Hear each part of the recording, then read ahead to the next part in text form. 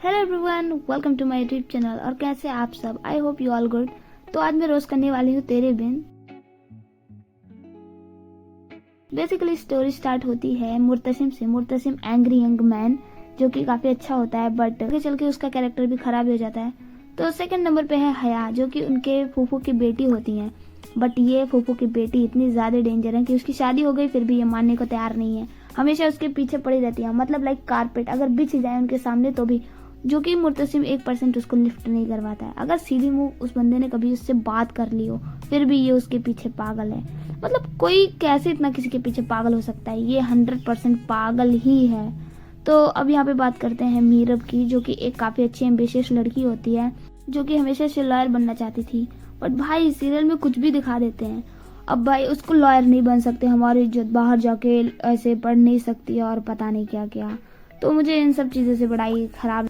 Initially थोड़ा बहुत जिसका कैरेक्टर मुझे पसंद था वो थी मरियम, बाकी तो सब वैसे के वैसे ही थे। और ये लोग स्क्रिप्ट सिर्फ चैट जीपीटी से लिखवाते हैं, क्या समझ नहीं आता।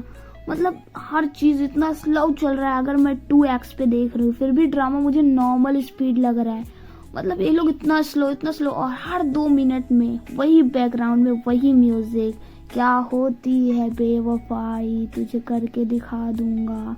मतलब हर 2 मिनट में क्या होता है कि जो मुर्तसिम होता है उसके चाचा की जो बेटी होती है वो होती है मीरब। तो फिर मीरब को पता नहीं रहता कि वो उसके चाचा की बेटी है, क्योंकि उसके चाचा की बेटी जैसे हुई थी, लाइक बॉर्न हुई थी, तो उन्हें उनकी बीवी मर गई थी। तो उन्हें लगा था कि ये इनकी वजह से मरी है, तो इस वजह से वो अपने दोस्त को दे देते हैं।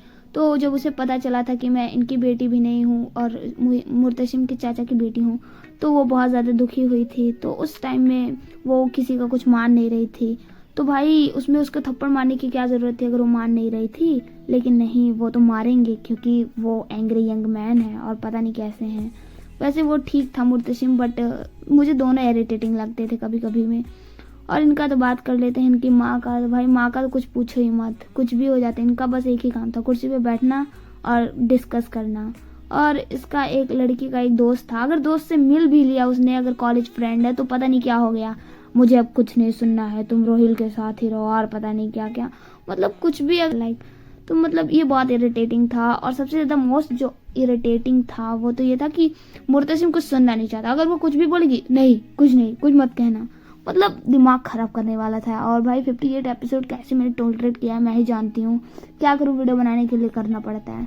आई think Haya is the only person in this drama everyone dislike her. तो सबसे ज्यादा फ्रस्ट्रेटिंग जो इस ड्रामा का है वो है जो स्लो मोशन सीन्स है। भाई इतने स्लो मोशन है, और मुझे लगा था केवल इंडियन टीवी ड्रामा में ऐसे 360 डिग्री कैमरा घुमाते हैं, बट नहीं, यहाँ पे भी घुमाते हैं। पाकिस्तानी जो ड्रामाज है उसमें भी धीरे धीरे करके इंडियन ड्रामाज के जो ऐसे वाले आ रहे हैं वो सारी चीजें इसमें भी आ रही हैं। Slow motion scene, 360 degree camera घूम रहा है और जस्ट कैमरा है उसके मुंह पे सेम ला के डाल दिए हैं, उनका फेस रिएक्शन दिखा रहे हैं, उनका फेस रिएक्शन दिखा रहे हैं, यही सब। और इतने स्लो सीन्स हैं। और दूसरी बात तो स्लो सीन्स अगर हटा दिए जाए ड्रामा से तो मुझे लगता है कि 8 एपिसोड तो स्लो सीन्स को ही चले जाएंगे। और ओएसटी हर 2 मिनट में, मैं तो पक गई ओएसटी सुन के। एक एपिसोड में 3 बार तो ओएसटी बजा बजा के शुरुआत करेंगे और देन उसमें सीरियल के एपिसोड में भी उसको ओएसटी बजाएंगे। मतलब ओएसटी सुन के मेरा दिमाग खराब हो गया है। और लास्ट में तो हैप्पी एंडिंग होती है। आई थिंक मीरब चली जाती है वगैरह पढ़ने के लिए, जो भी है। मुझे लगता तो नहीं था बट हो गया, आई डोंट नो हाउ।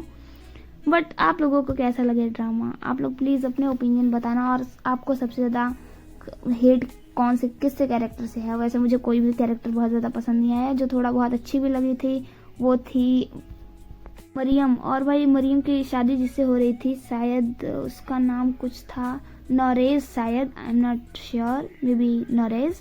तो वो काफ़ी अच्छा था। He is a very good guy and according to my opinion ये ड्रामा बहुत फ्रस्ट्रेटिंग है 58 एपिसोड का। अगर आप चाहें तो देख सकते हैं, क्योंकि मेरा इनके रियल लाइफ कैरेक्टर या फिर किसी भी कैरेक्टर से कोई भी लेना देना नहीं है। और मेरी जिंदगी है तू को भी मैंने रोज किया है। अगर आप चाहें तो डिस्क्रिप्शन में आपको लिंक मिल जाएगा, आप देख सकते हैं।